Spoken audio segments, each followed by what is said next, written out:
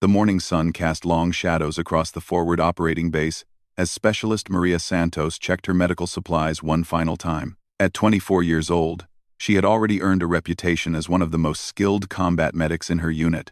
Her hands moved with practiced precision, counting bandages, checking IV bags, and ensuring her morphine supply was secure. Today felt different, though. Something in the air made her stomach tighten with unease. Captain Jake Morrison walked past her station, his boots heavy against the dusty ground. He was a tall man with weathered features and eyes that had seen too much combat. At 32, Morrison had been leading soldiers through some of the most dangerous territories for over 8 years. The men respected him. But Maria had noticed something troubling in recent weeks. The captain had been taking unnecessary risks, pushing his luck in ways that made even the most hardened soldiers nervous. "Santos, you ready for patrol?" Morrison called out, not bothering to look in her direction. His voice carried the weight of authority, but Maria detected something else, a recklessness that hadn't been there when she first joined his unit 6 months ago. The patrol was supposed to be routine. Intelligence reports suggested the area was clear. But in this part of Afghanistan, routine could turn deadly in seconds. Maria shouldered her medical pack and fell in line with the 12-man squad. Her M4 rifle felt familiar in her hands, though she hoped she wouldn't need to use it for anything other than medical protection. The convoy moved out just after dawn, 3 Humvees carrying the team through winding mountain roads. Maria rode in the second vehicle, her eyes constantly scanning the terrain. She had learned to read the landscape like a medical chart, looking for signs of trouble, anomalies that could mean the difference between life and death. The first hour passed without incident. The soldiers talked quietly among themselves, some sharing photos from home, others just staring out at the rugged landscape. Maria found herself watching Captain Morrison in the lead vehicle. Even from a distance, she could see the tension in his shoulders, the way he gripped his rifle just a little too tightly. "Something's got the captain wound up," muttered Sergeant Rodriguez, the squad's second in command. He was sitting across from Maria, cleaning his weapon with mechanical precision. Rodriguez was a good soldier, steady and reliable, but he had the same concerns about Morrison that Maria did. "He's been different lately," Maria replied quietly. "More aggressive, taking chances he wouldn't have taken before." Rodriguez nodded grimly. "Lost too many good soldiers last month. It changes a man." Maria understood. She had seen it happen before. Commanders who started blaming themselves for casualties, who began taking bigger risks to try to make up for perceived failures. It was a dangerous mindset that often led to more casualties, not fewer. The radio crackled to life. "Alpha 2. This is Alpha 1. We've got movement on the ridge line. 2 clicks north. Dismount and investigate." Maria's heart rate picked up as the convoy came to a halt. This wasn't part of the original plan. The ridge line, Captain Morrison wanted to investigate, was known to be a favorite spot for insurgent activity. Going up there on foot was asking for trouble. "Sir, that ridge is hot." Rodriguez spoke into his radio. "Recommend we call for air support before moving in." "Negative, Alpha 2. We go in light and fast." Maria began organizing her medical supplies as the soldiers prepared to dismount. She had a bad feeling about this mission, but orders were orders. Her job was to keep these men alive, no matter what kind of situation Captain Morrison led them into. The climb up the ridge was brutal. The terrain was rocky and steep, with loose stones that made every step treacherous. Maria's medical pack felt heavier with each step, but she kept pace with the soldiers around her. Her breathing was steady and controlled. Months of training had prepared her for this kind of physical challenge. About halfway up the ridge, the first shot rang out. The sound echoed off the rocky walls like thunder, and immediately the squad took cover behind whatever rocks and outcroppings they could find. Maria's training kicked in automatically. Find cover, assess the situation, prepare to treat casualties. "Sniper, 2 o'clock high," someone shouted. More shots followed, and Maria could hear the distinctive crack of AK-47 fire mixing with the deeper bark of the sniper rifle. The insurgents had been waiting for them, probably watching the convoy since it left the base. "Alpha 2, we need to fall back," Rodriguez called over the radio. Negative. Morrison's voice was sharp with determination. We push forward. They're just trying to scare us off the weapons cache. Maria couldn't believe what she was hearing. Captain Morrison was ordering them to advance directly into an ambush. It went against every tactical principle she had been taught. But orders were orders. And the squad began to move forward, under heavy fire. Private Collins, barely 19 years old, was the first to get hit. Maria watched him stumble and fall behind a boulder, about 30 meters ahead of her position. Blood was spreading across his chest plate, and she could hear him calling for a medic. Without hesitation, Maria left her covered position and sprinted toward Collins. Bullets whined past her head, and she could feel the heat of one round as it passed close enough to singe her uniform. She reached Collins and immediately began assessing his wounds. "Where are you hit?" she asked, her hands already working to remove his body armor. "Shoulder and leg," Collins gasped. His face was pale, but his eyes were alert. Good signs. Maria worked quickly, applying pressure bandages and starting an IV line. The shoulder wound was serious but not life-threatening if treated properly. The leg wound was more concerning. She could see bone fragments and suspected the bullet had shattered his femur. "You're going to be fine, Collins," she told him, her voice calm and professional despite the chaos around them. "But I need to get you out of here." The firefight was intensifying. More insurgents had joined the battle, and Maria could hear RPG explosions getting closer to their position. Captain Morrison was still pushing the squad forward, but they were taking casualties faster than they could advance. Sergeant Williams went down next, caught by a burst of automatic fire as he tried to flank the sniper position. Maria could see him about 50 meters away. Not moving, she needed to get to him, but first she had to get Collins to safety. "Rodriguez," she called over the radio. "I need covering fire to extract Collins." "On it, Santos." A sustained burst of covering fire allowed Maria to drag Collins behind a larger rock formation. She continued working on his wounds while keeping one eye on the battle developing around them. Captain Morrison was nowhere to be seen. He had pushed forward with 2 other soldiers, leaving the rest of the squad pinned down and taking casualties. The radio crackled with Morrison's voice. "Alpha Team. I can see the weapons cache. 30 meters ahead. In a cave opening. We're going in." Maria couldn't believe what she was hearing. Morrison was about to enter an unknown cave system while his squad was pinned down and taking casualties. It was the kind of decision that got entire units wiped out.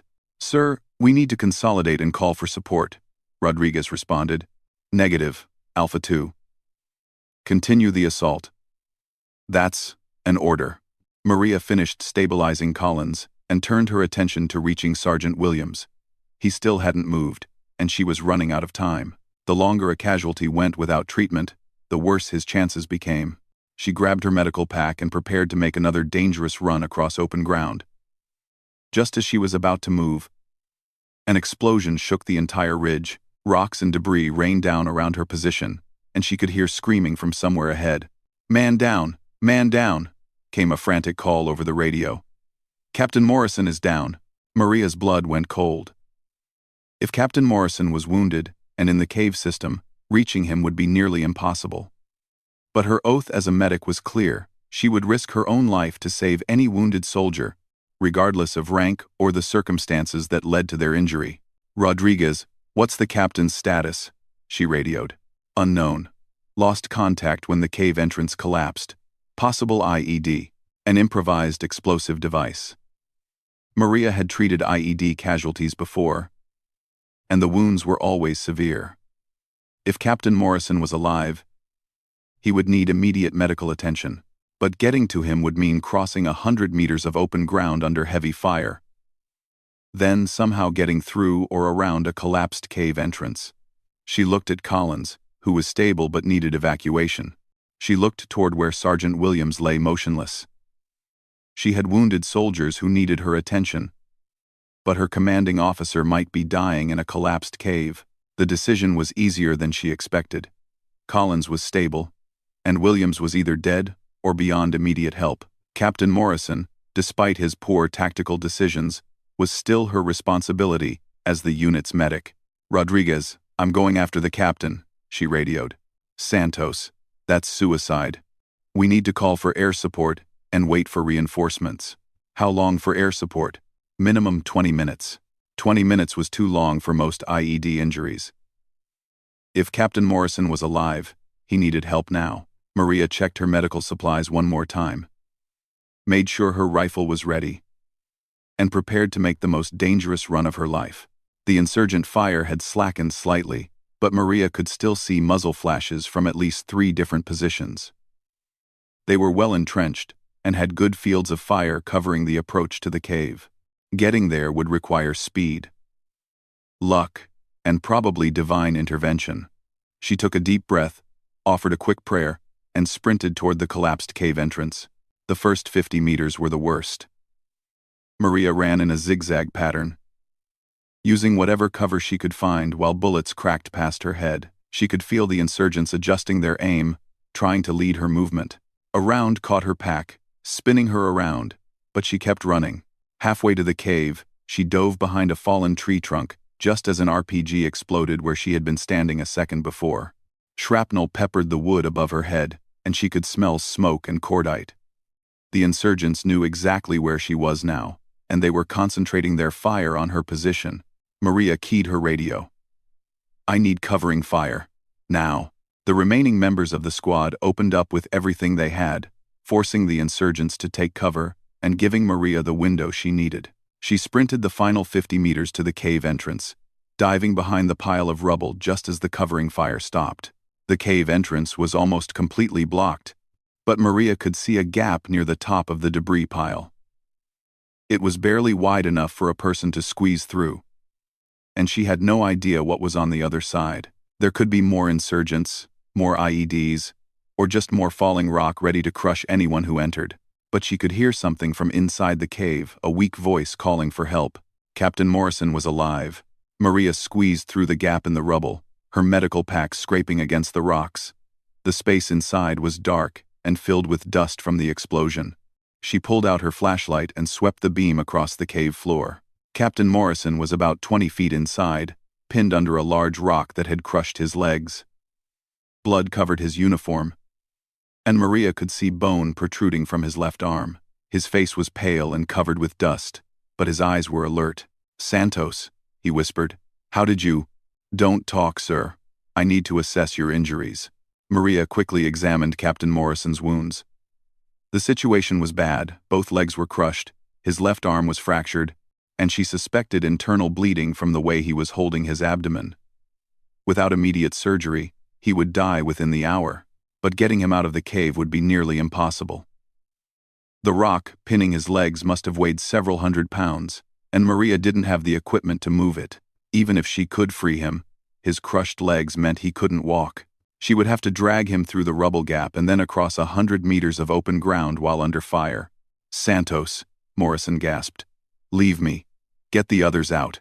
"That's not happening, sir." Maria began working to stabilize Morrison's injuries as best she could. She started an IV to combat shock, applied tourniquets to both legs to control bleeding, and splinted his fractured arm. All the while, she could hear the ongoing firefight outside the cave. The radio crackled. "Santos, what's your status?" "Found the captain. He's alive but critical. I need help extracting him." "Negative. Position is too hot. Air support is 5 minutes out." "Can you hold until then?" 5 more minutes."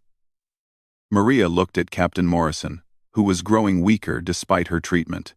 5 minutes might be too long. That's when she heard voices speaking a language she didn't recognize, coming from deeper inside the cave system. The insurgents had found another way in, and they were moving toward her position. Maria grabbed her M4 rifle and positioned herself between Captain Morrison and the approaching voices. She had trained for combat, but this was different. This wasn't about following orders or tactical objectives. This was about protecting a wounded soldier who couldn't protect himself. The first insurgent appeared around a bend in the cave about 30 meters away. Maria's training took over sight alignment, breath control, smooth trigger pull. Her first shot dropped him before he could raise his weapon. 2 more insurgents rounded the corner, and Maria engaged them both. The confined space of the cave worked in her favor. They couldn't spread out or use superior numbers effectively, but it also meant that every shot was potentially lethal to both sides. Santos. Captain Morrison was trying to reach for his sidearm with his good hand. Behind you. Maria spun around to see another insurgent who had approached from a different tunnel. He had an AK-47 pointed directly at her chest, his finger on the trigger. Time seemed to slow down. Maria knew she couldn't bring her rifle around fast enough. Captain Morrison was trying to help, but his injuries made him too slow. The insurgent's eyes showed the cold determination of someone who had already decided to pull the trigger. But the shot that echoed through the cave didn't come from the insurgent's weapon. Sergeant Rodriguez appeared at the cave entrance, his rifle smoking from the shot that had just saved Maria's life. Behind him, she could see 2 more soldiers from the squad. Santos, we're getting you out of there. The cavalry had arrived, but their problems were far from over. Captain Morrison needed immediate medical evacuation. The cave system was potentially full of insurgents, and they were still under fire from positions outside. Maria keyed her radio. Where's that air support? 2 minutes out. Apaches inbound. 2 minutes. Maria looked at Captain Morrison, whose breathing was becoming more labored. His skin was gray, and she was losing the battle against shock and blood loss. 2 minutes might still be too long, but sometimes, in combat, you don't get to choose your timing. Sometimes, you just have to hold on and hope that help arrives before everything falls apart. The sound of helicopter rotors in the distance had never sounded so beautiful. The Apache helicopters arrived like angels of death, their rotors beating a thunderous rhythm against the rocky walls of the ridge. Maria could hear the distinctive sound of their 30mm chain guns opening up on insurgent positions, followed by the whoosh of Hellfire missiles finding their targets. The ground shook with each explosion, and dust rained down from the cave ceiling. Santos, we need to move now, Rodriguez shouted from the cave entrance. This whole ridge is going to come down. Maria looked at Captain Morrison, whose condition was deteriorating rapidly. His breathing was shallow and rapid. Classic signs of shock setting in. The makeshift tourniquets she had applied were holding, but she could see blood seeping through the bandages. He needed surgery within the next 30 minutes, or they would lose him. Sir, I need to move you. This is going to hurt, she told Morrison, who nodded weakly. Getting Captain Morrison out of the cave presented a nightmare scenario. The rock pinning his legs was too heavy to move, which meant Maria would have to pull him free, likely causing additional damage to his already shattered limbs. But leaving him would mean certain death as the Apache gunships continued their devastating attack on the ridge. Rodriguez and Private Martinez squeezed through the cave entrance to help. Between the 3 of them, they managed to lift the rock just enough for Maria to drag Captain Morrison clear. His screams echoed through the cave as his crushed legs scraped against the rocky floor. But there was no alternative. Hold on, sir. Almost there, Maria kept repeating, as much to reassure herself as Captain Morrison. Getting through the rubble gap at the cave entrance required careful coordination. Rodriguez went first. Then Maria passed Captain Morrison's upper body through, while Martinez pushed from behind. The captain had lost consciousness, which was probably a blessing given the pain he would have experienced. Outside the cave, the battlefield had transformed.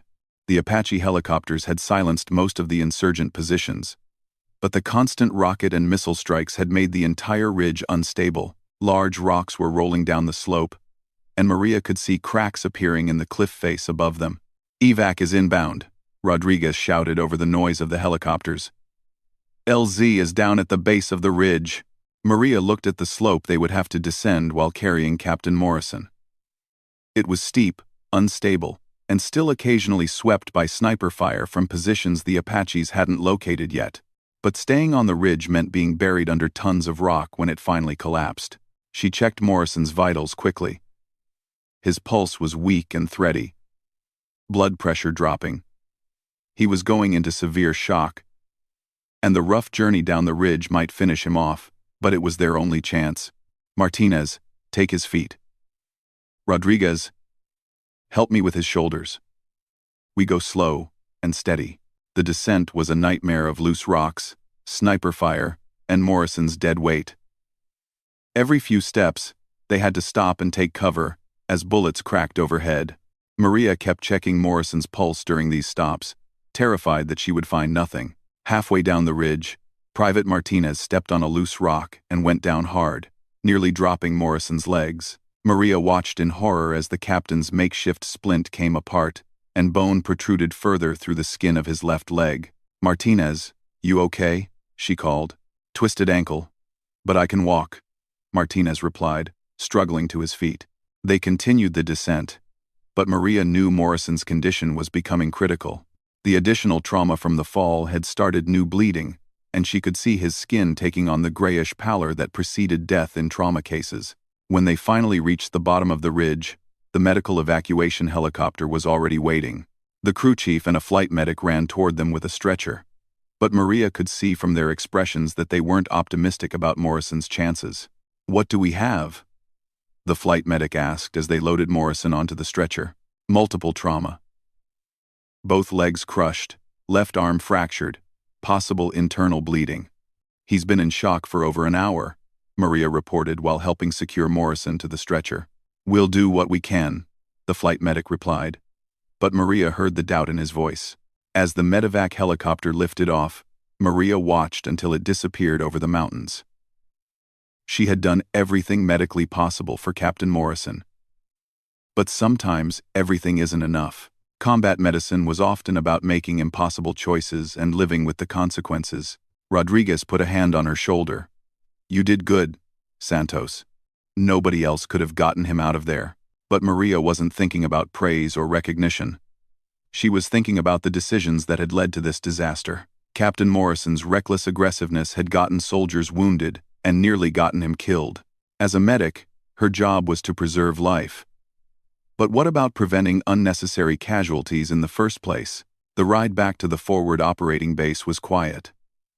Collins and Williams had already been evacuated, and the remaining squad members were processing what had happened on the ridge. Everyone understood that they had come very close to losing their entire unit due to poor tactical decisions. Back at base, Maria went through the mechanical process of restocking her medical supplies and filing her casualty reports.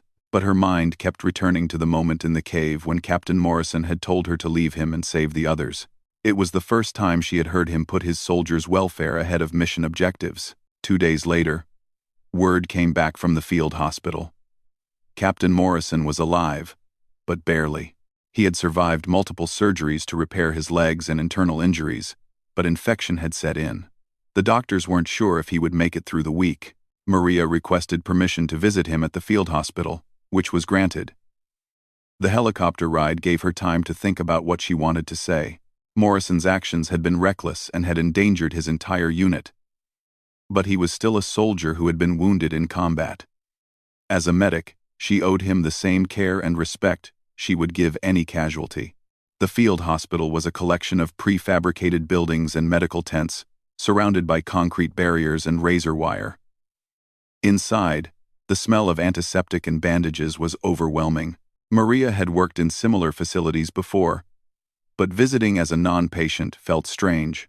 She found Captain Morrison in the intensive care unit, connected to multiple machines that monitored his vital signs and helped keep him alive. His legs were elevated in traction devices. His left arm was in a complex external fixator, and tubes seemed to enter and exit his body at various points. But he was conscious. "Santos?" His voice was weak and hoarse from the breathing tube that had been removed earlier that day. "Yes, sir.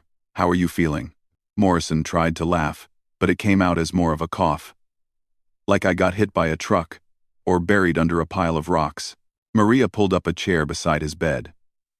She had prepared a speech during the helicopter ride, but now that she was here, the words seemed inadequate. "I wanted to thank you," Morrison continued. "The doctors told me what you did. Said no one else would have attempted that extraction. It's my job, sir. I take care of wounded soldiers." Morrison was quiet for a long moment, staring at the ceiling. When he spoke again, his voice was different, softer, less certain than the commanding tone Maria was used to hearing. "I screwed up on that ridge, didn't I?" The question hung in the air between them. Maria had been trained never to criticize superior officers, but Morrison's tactical mistakes had nearly gotten his entire unit killed. As a medic, She had seen too mmany casualties caused by poor leadership to ignore the issue completely. "Sir, I'm not qualified to assess tactical decisions," she said carefully. "Cut the crap, Santos. I know what you're thinking. Hell, I know what everyone's thinking." Morrison finally pushed too hard and nearly got his whole squad wiped out. Maria looked at this broken man lying in the hospital bed and realized that his physical injuries weren't the only damage he had suffered. The weight of command, the responsibility for his soldiers' lives, had been eating away at him long before the firefight on the ridge. "Sir, can I ask you something?" Morrison nodded. "Why did you want to investigate that weapons cache so badly?" "Intelligence said it was probably empty." Morrison closed his eyes and was quiet for so long that Maria thought he had fallen asleep. When he finally spoke, his voice was barely above a whisper. "Because I got 3 good soldiers killed last month when we passed up a similar intel report. Turned out there really was a weapons cache, and the insurgents used those weapons to hit a convoy 2 days later. Rodriguez was on that convoy. So were Martinez and Williams." Maria felt the pieces clicking into place.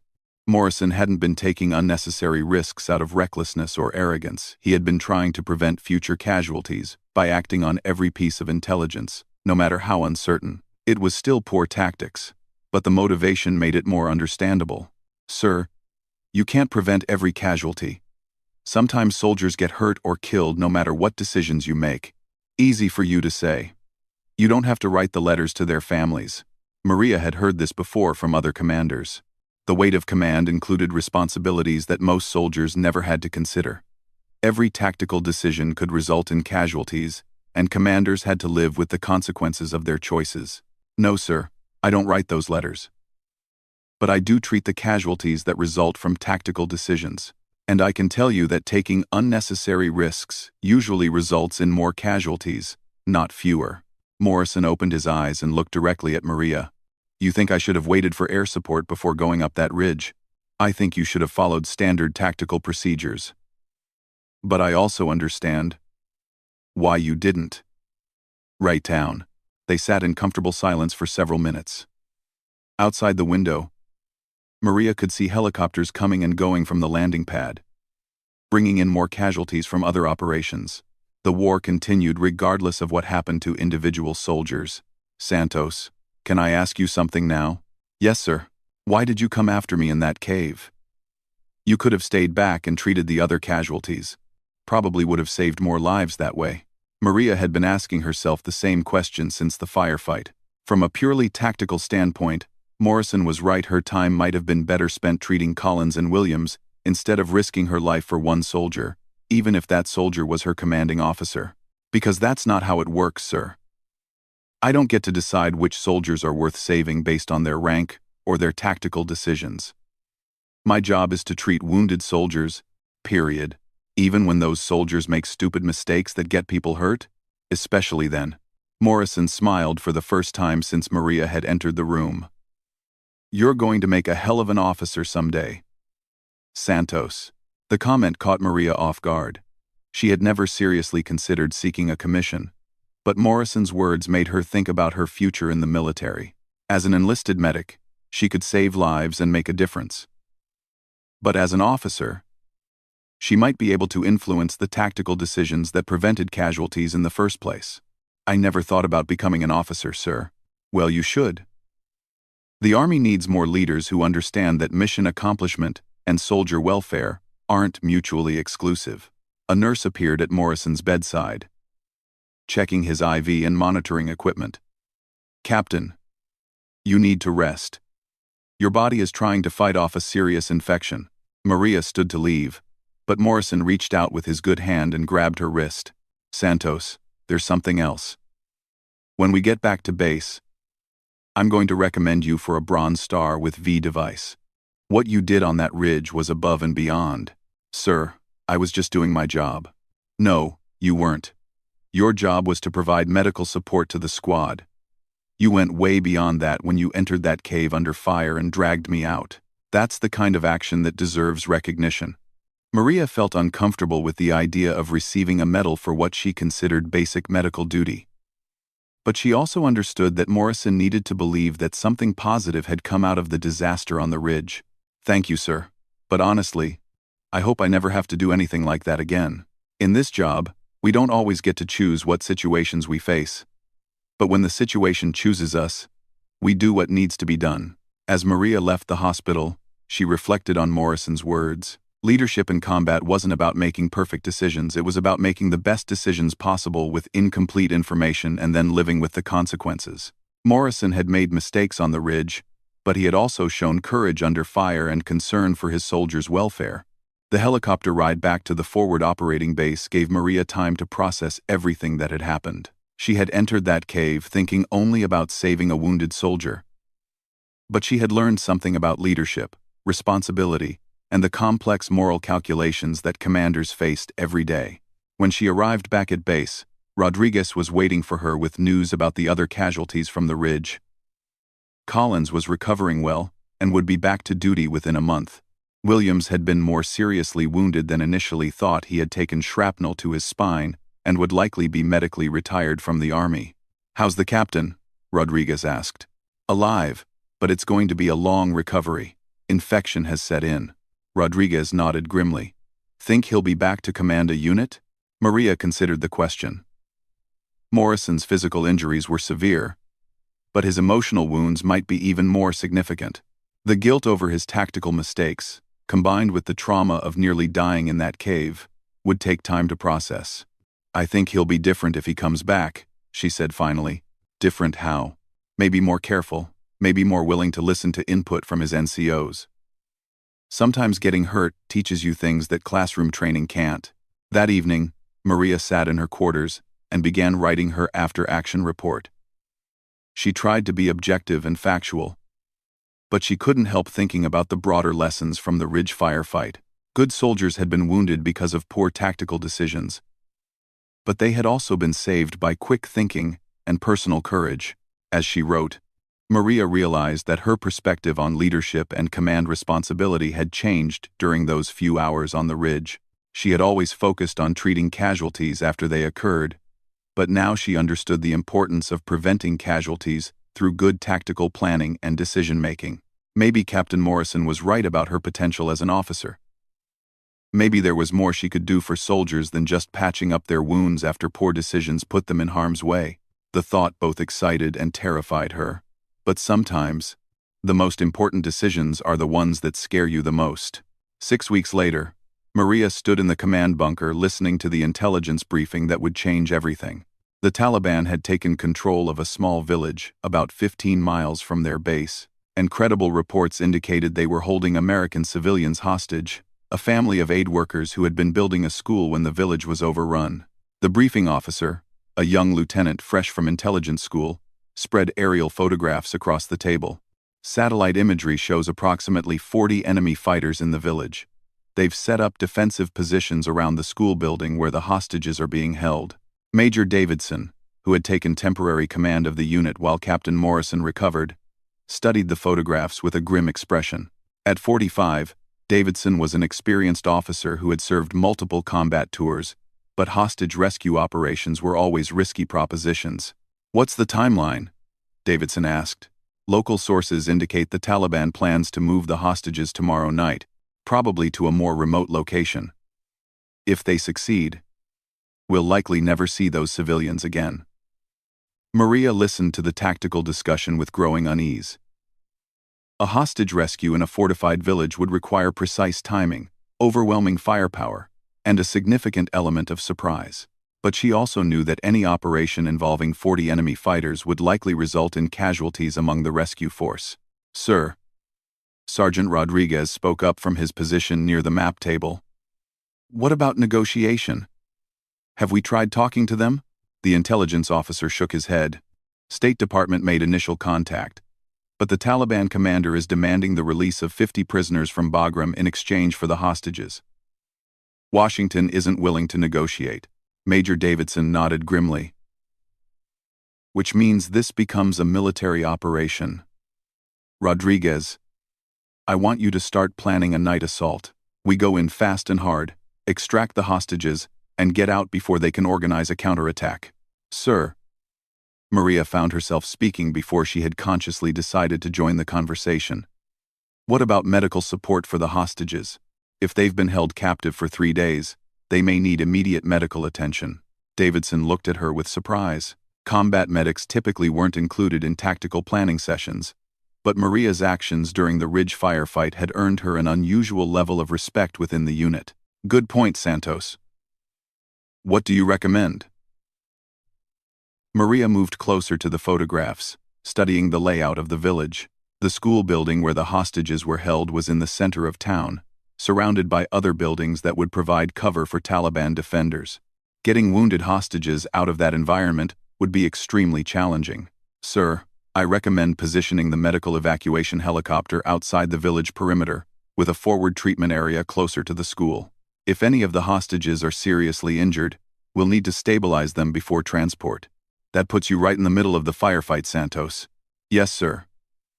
But it also gives the hostages the best chance of surviving if they've been mistreated. Own. Major Davidson studied Maria's face for a long moment. Are you volunteering for this mission? Yes, sir. The truth was, Maria couldn't stand the thought of American civilians dying in captivity while she remained safely at the base. Her experience on the Ridge had taught her that sometimes you had to take calculated risks to save lives. Over the next 18 hours, the rescue operation took shape. A reinforced platoon would assault the village from 3 directions, while Apache helicopters provided close air support. Maria would accompany the primary assault team with a full medical kit and portable surgical equipment. As the sun set on the day of the operation, Maria made final preparations for what could be her most dangerous mission yet.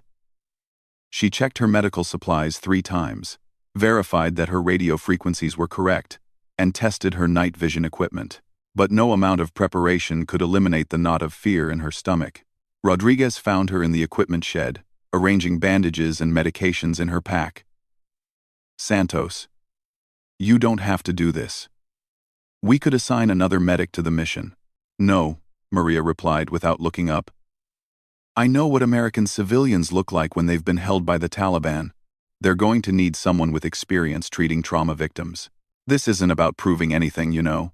Everyone already knows you're brave. Maria stopped packing and looked at Rodriguez. This isn't about bravery, Sergeant.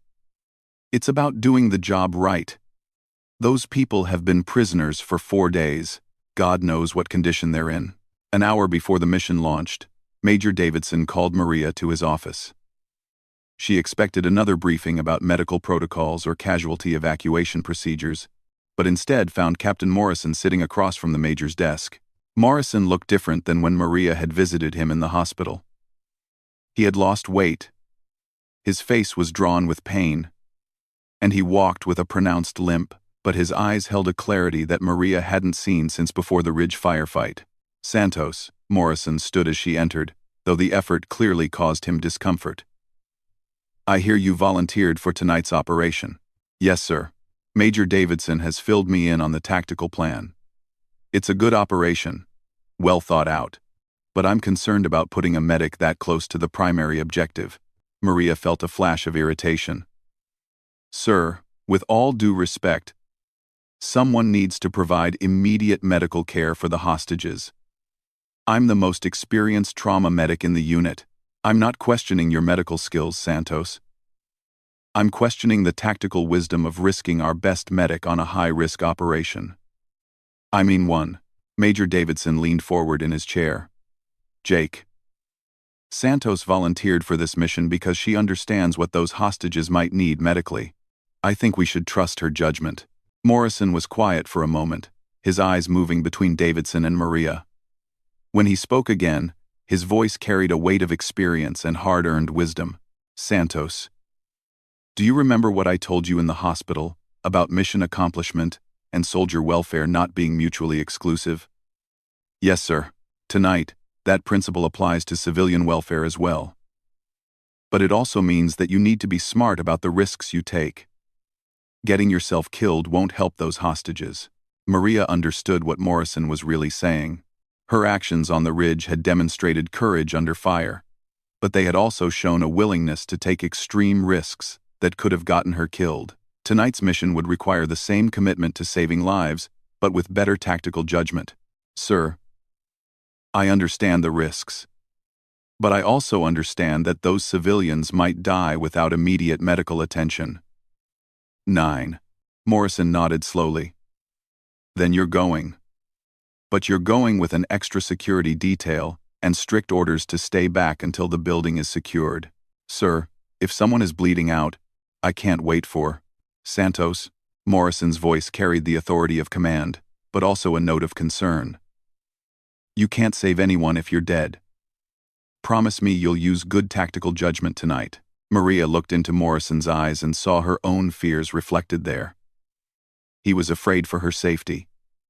But he also understood the importance of the mission. It was the kind of complex emotional calculation that commanders had to make every day. I promise, sir. 2 hours later, Maria crouched in the back of a Humvee as the assault convoy approached the village. Through her night vision goggles, she could see the buildings taking shape in the green-tinted darkness. The school building was a 2-story structure in the center of town, exactly as the intelligence photographs had shown. The radio crackled with status reports from the 3 assault teams. Alpha Team, in position. Bravo Team ready. Charlie Team has eyes on target building. Maria's heart was pounding as she checked her medical equipment one final time. Somewhere in that building, American civilians were waiting for rescue, possibly wounded, definitely terrified. Her job was to make sure they survived the next few hours. All teams, this is Overlord. Execute, execute, execute. The night exploded with gunfire and explosions as the assault teams hit the village simultaneously. Maria could see tracer rounds crisscrossing the streets and the distinctive flash of RPG explosions lighting up buildings. The Taliban defenders were fighting back hard, turning the rescue operation into a full-scale battle. Alpha Team. We're taking heavy fire from the school building. Bravo Team has encountered enemy positions in the marketplace. Maria's radio buzzed with casualty reports almost immediately. Medic to Alpha Team position. We have 2 wounded. This was the moment Maria had been dreading. American soldiers were getting shot while trying to rescue American civilians. And she was the only medical personnel close enough to help, but her orders were to stay back until the school building was secured. Santos, this is Overlord. Hold your position until we clear the objective. Maria watched through her night vision as Alpha Team tried to advance on the school building. She could see soldiers taking cover behind cars and walls, while bullets shattered windows and chipped concrete around them. The Taliban defenders had prepared well for this assault. We need covering fire on the school building. Came a desperate call over the radio. The Apache helicopters responded immediately, their chain guns raking the second floor of the school building where muzzle flashes indicated enemy positions. But the attack helicopters had to be careful. They knew American hostages were somewhere in that building. Alpha Team, can you confirm hostage location? Negative. Too much enemy fire to get close enough. Maria was watching the battle develop when she saw something that made her blood run cold. A figure appeared in a first-floor window of the school building, a woman with blonde hair wearing civilian clothes. She was clearly visible in the window for just a few seconds before someone pulled her back inside. Overlord, this is Santos. I have visual confirmation of at least 1 hostage in the school building, first floor, north side. Copy, Santos. Alpha Team. Did you monitor that transmission? Roger. We see the window, adjusting our approach. But adjusting the approach meant exposing the assault team to more enemy fire. Maria watched as 2 more soldiers from Alpha Team went down while trying to get closer to the building. The Taliban defenders were using the hostages as human shields, making it almost impossible for the rescue force to use overwhelming firepower. Santos, we need you forward. We have multiple casualties and can't get them back to the casualty collection point. Maria looked at the chaos unfolding in the village streets. Soldiers were wounded and needed medical attention. But moving forward would put her directly in the line of fire. She thought about Captain Morrison's words about using good tactical judgment. But she also thought about the wounded soldiers who might die without immediate treatment. I'm moving forward, she radioed back. Maria left the relative safety of the Humvee and began working her way toward Alpha Team's position. She moved carefully, using buildings and abandoned cars for cover while bullets cracked overhead. The sound of gunfire was deafening, and she could smell cordite and smoke in the air. She found the first wounded soldier behind a concrete wall about 50 meters from the school building. Private Johnson had been shot in the leg, and blood was spreading across his uniform despite the tourniquet he had applied himself. "Johnson, how you doing?" Maria asked as she began examining his wound. "Been better, Doc, but I can still fight." "Not tonight. You can't." Maria could see that the bullet had shattered Johnson's femur. He would need surgery to repair the damage, but for now, she could stabilize him and control the bleeding. As she worked on Johnson's wound, Maria could hear the battle intensifying around the school building. Alpha Team was trying to breach the front entrance while Bravo Team attempted to find another way in from the rear. But the Taliban defenders were well positioned and determined to hold their ground. "Santos, we need you at grid reference 485 to 672. Soldier down with chest wound." Maria finished with Johnson and began moving toward the new casualty. The wounded soldier was Sergeant Matthews, a good NCO who had been with the unit for 2 years. He had been shot while trying to provide covering fire for the assault team, and Maria could see immediately that his wound was serious. The bullet had entered Matthews's chest just below his body armor, likely puncturing his lung. He was conscious but struggling to breathe. Classic signs of a tension pneumothorax that would kill him within minutes if not treated immediately. "Matthews, I'm going to decompress your chest. This will hurt, but it'll help you breathe." Maria pulled out a large bore needle and quickly located the anatomical landmarks for the procedure. She had performed emergency chest decompressions before, but never while under fire in the middle of a firefight. Just as she inserted the needle, a burst of automatic fire shattered the concrete wall above their position. Matthews tried to move, but Maria held him down while finishing the procedure. Almost immediately, his breathing improved as the trapped air escaped from his chest cavity. "Better?" she asked.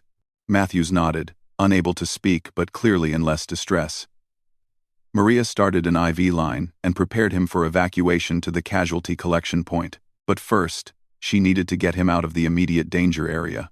"I need help moving a casualty," she called over the radio.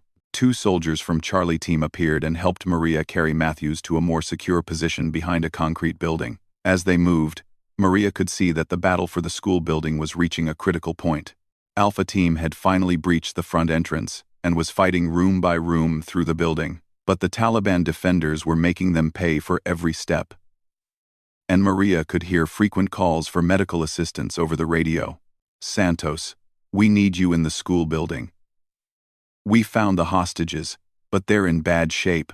This was the moment Maria had been preparing for since the mission began.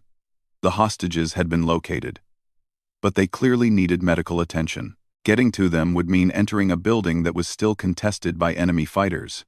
She grabbed her medical pack and began moving toward the school building. The front entrance was shattered from the explosive breach, and she could see American soldiers inside, fighting their way up the stairs toward the second floor.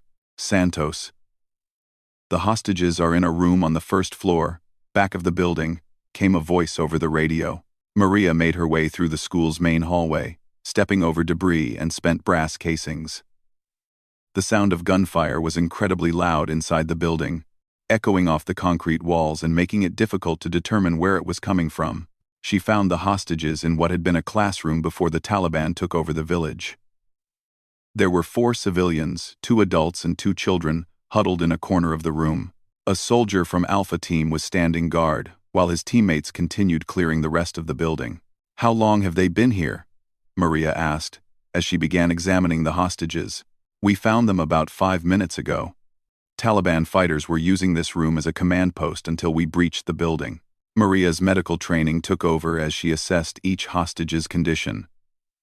The adult male, probably in his 40s, had obvious signs of dehydration and malnutrition but no serious injuries. The adult female showed signs of physical abuse, bruises on her arms and face that were consistent with being struck repeatedly. But it was the children who concerned Maria most. Both were under 10 years old, clearly traumatized by their captivity, and showing signs of serious dehydration. The younger child, a girl who couldn't have been more than 6 years old, was barely conscious. "We need to get them out of here now," Maria told the soldier. "Especially the little girl. She's going into shock. Can you stabilize her for transport?" Maria was already starting an IV line in the child's arm. The girl's veins were tiny and dehydrated, making the procedure extremely difficult under the best of circumstances. Doing it while gunfire echoed through the building made it nearly impossible. "Come on, honey," Maria whispered to the little girl. "We're gonna get you out of here." The IV line went in on the second attempt, and Maria began pushing fluids to combat the dehydration. The girl's vital signs improved slightly, but she was still in critical condition and needed immediate evacuation to a proper medical facility. "Overlord, this is Santos. I have 4 hostages. Condition varies. I need immediate casualty evacuation for a pediatric patient in shock." "Copy, Santos. Medevac is standing by. Can you get the hostages to the casualty collection point?" Maria looked at the 4 civilians huddled in the corner of the destroyed classroom. The adults could probably walk with assistance, but both children would need to be carried, and they still had to get out of a building that was actively contested by enemy fighters. "We're going to move you to a safe area," Maria told the hostages. "I need everyone to stay low and do exactly what I tell you." The adult male, who introduced himself as David Miller, helped his wife to her feet while Maria picked up the little girl. The soldier from Alpha Team took the older child, and they began making their way back through the school building. They had almost reached the front entrance when the Taliban launched a counterattack. Enemy fighters who had been hiding in the basement of the building suddenly appeared in the main hallway, trapping Maria and the hostages between 2 groups of combatants. The sound of automatic weapons fire in the confined space was overwhelming. Maria threw herself over the little girl, while bullets shattered the concrete walls around them. The soldier from Alpha Team returned fire while trying to protect the other hostages. "We're pinned down," he called over the radio. Maria could see muzzle flashes from both ends of the hallway. The Taliban fighters were advancing from the rear of the building while American soldiers were fighting to reach them from the front entrance. They were caught in the middle of a firefight with 4 traumatized civilians who couldn't protect themselves. The little girl in Maria's arms was crying softly, more from fear than pain. Maria could feel her own heart racing as bullets continued to crack overhead. This was exactly the kind of situation that Captain Morrison had warned her about, a tactical nightmare where good intentions could get everyone killed. But sometimes, in combat, you don't get to choose your circumstances. Sometimes you just have to deal with the situation you're in and hope that training and determination are enough to get everyone home alive. That's when Maria remembered Captain Morrison's M4 rifle, still slung across her shoulder beneath her medical pack. She had carried it through every mission, but had rarely needed to use it for anything other than self-defense. Tonight, that was about to change. "Miller," she called to the male hostage. "Can you take care of your daughter?" "Yes," he replied, crawling toward Maria's position. Maria carefully transferred the little girl to her father's arms, then unslung Captain Morrison's rifle. The weight of it felt familiar in her hands, and she automatically checked the selector switch and magazine. "What are you doing?" the soldier from Alpha Team asked. "My job," Maria replied, and began returning fire at the Taliban fighters advancing down the hallway. The M4 rifle that had once belonged to Captain Morrison spoke with authority in Maria's hands. Her shots were precise and controlled, each one finding its target with the kind of accuracy that came from months of training and combat experience. The Taliban advance slowed, then stopped, as enemy fighters took cover behind classroom doors and debris. But Maria wasn't just fighting to protect the hostages anymore. She was fighting to complete the mission that had started on that ridge 6 weeks earlier, when she had dragged a wounded commander through hell and learned what leadership really meant. Tonight, she would finish the job.